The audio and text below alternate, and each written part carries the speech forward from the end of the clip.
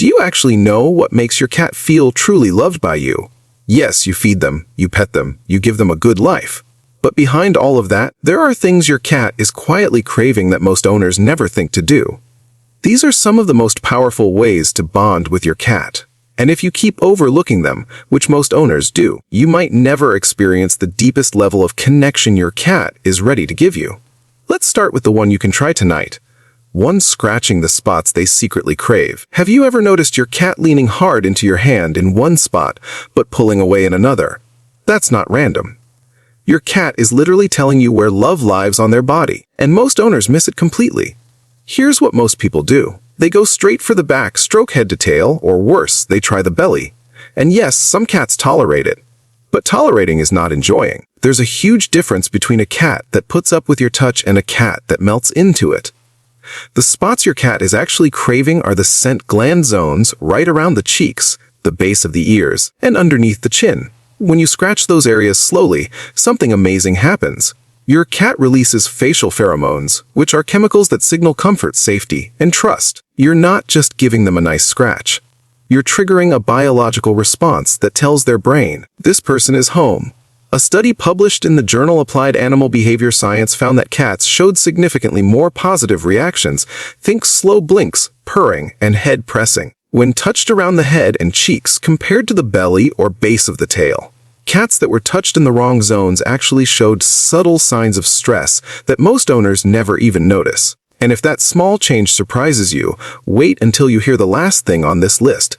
It's something so simple that most people overlook it every single day, but it might be the most powerful thing you can do to make your cat feel safe with you. 2. Letting them hunt, not just chase. Why does your cat lose interest in toys after 30 seconds? You're waving it around. They pounce once or twice, and then they just walk away like they're bored. But they're not bored. You're just playing wrong. Most owners treat playtime like a game of chase. They dangle the toy in the air, swing it fast, and expect their cat to go crazy.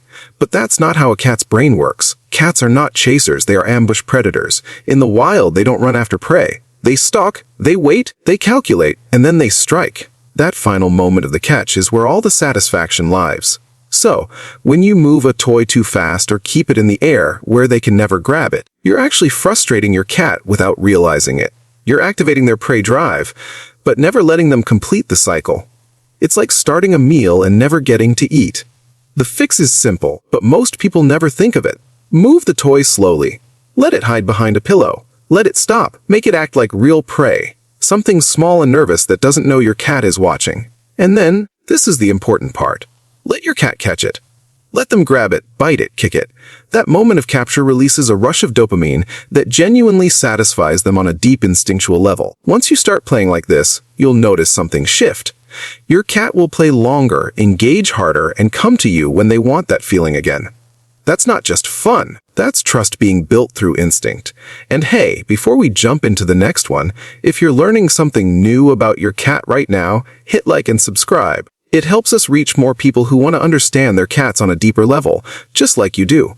3. Talking in short, soft phrases. Have you ever talked to your cat and felt like they were actually listening? Like they tilted their head, perked their ears, or looked right at you as if they understood? You weren't imagining it, but here's what most people get wrong. It's not about what you say, it's about how you say it. A 2022 study from Paris-Nair University found something fascinating. Cats can distinguish their owner's voice from a stranger's voice, but only when the owner spoke in short, soft, slightly higher-pitched phrases. When owners used their normal adult voice, their cats barely reacted. But the moment they shifted into that gentle, warm tone with short little sentences, their cats became visibly more alert, more engaged, and more affectionate.